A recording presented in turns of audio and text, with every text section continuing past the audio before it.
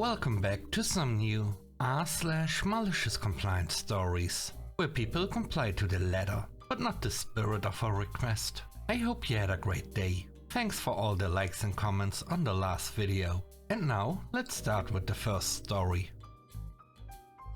It's called Phone Order. As a clinical nurse in physical rehabilitation in Australia, I've encountered many residents, some brilliant and some not so much. One resident stands out, not for his skills, but for his attitude. One Thursday, I overheard him expressing boredom to the consultant and registrar, saying, "It's boring here, there's nothing to do." While I understand that rehabilitation isn't the most exciting environment, his comment felt disrespectful.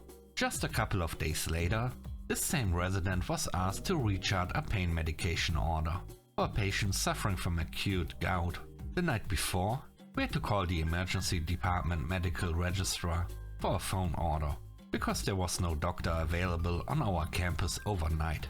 Instead of taking the time to recharge the order, the resident wrote a sticky note for the nurses, suggesting they call the ED medrec if the patient needed pain relief overnight.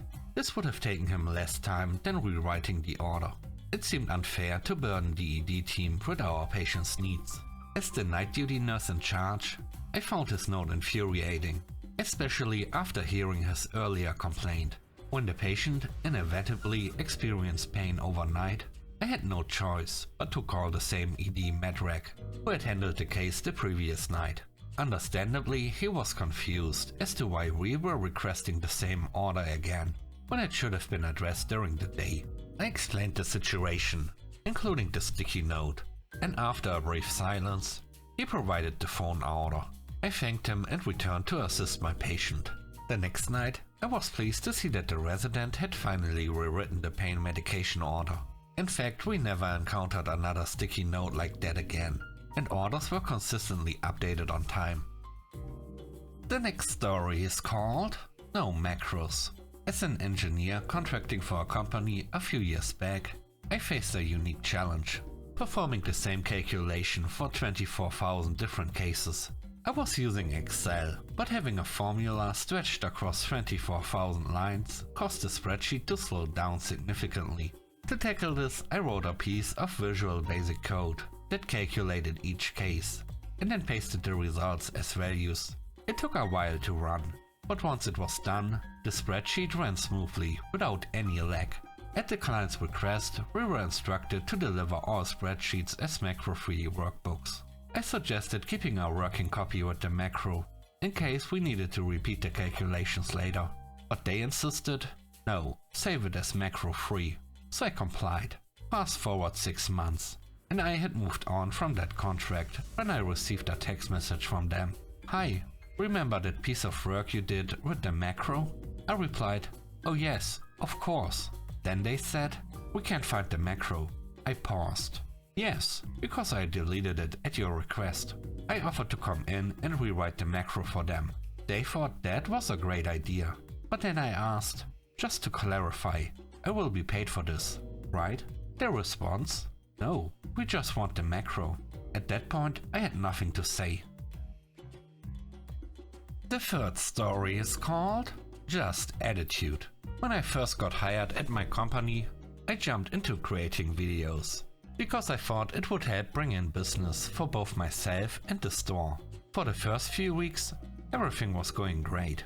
Staff complimented my work, and people were commenting that they'd come across the videos in public and on their For You page. Then we got nominated for an award, which was exciting. The general manager asked me to take updated photos for the nomination.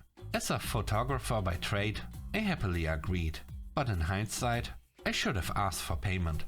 A few days later, the general manager was demanding the photos be sent to him ASAP, and his tone was less than pleasant.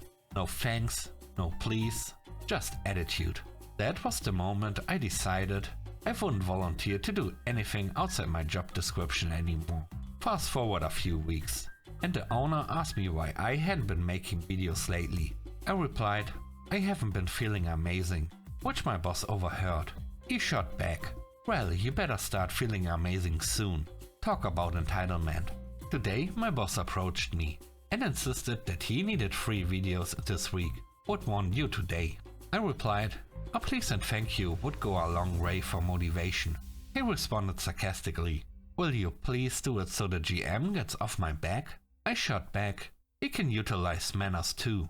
My boss replied, "It won't go over that way." I simply smiled and said, "Okay." After a few minutes, I started working on one of the videos, when my boss strolled by and said, in a sarcastic tone, "Thanks again." I did what he asked, created the video, uploaded it to our shared folder, and texted him a screenshot. Then I deleted it. When he eventually realizes it's missing, I plan to act all confused. Well, where the heck did it go? Then I'll upload it again, and as he walks out, I'll delete it once more. I'm ready to play this game every day, until I move on. Mess around and find out, right? I'm already on the lookout for a new job. The last story is called Different Direction. A while back, I reported directly to the CEO of a small startup.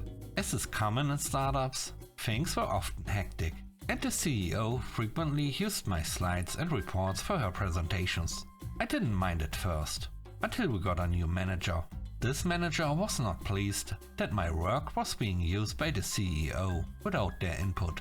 They became overly critical of everything I did.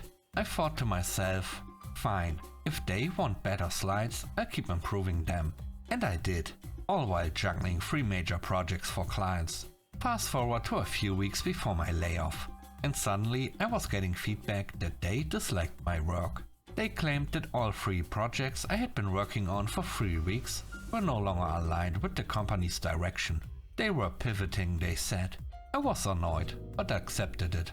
I cleared my backlog, including deleting all the slides I had made for those projects, since they were deemed irrelevant. Then came layoff day. During the handover, the manager approached me, asking for those slides. They looked pale and desperate. Apparently someone higher up was unaware that I had been instructed to scrap them, and they suddenly needed them for the clients. I calmly explained that I had deleted them after the meeting, where the CEO and my manager clearly stated we were going in a different direction. Their panic set in. They begged me for help and even asked if I could stay on for an extra 2 weeks to recreate the slides. I'm sorry, but you have all the raw data and reports. You can create your own slides. I later heard that all 3 clients withdrew their commitments because of how poorly the projects were managed. Thanks for watching the video to the end. I hope you enjoyed it. If you did, please don't forget to leave a like, comment and subscribe. And if you have time, watch another one of my videos. Also, if you want to support me further, check out the channel membership or Patreon. And now I hope you have a great day. See you soon. Bye bye.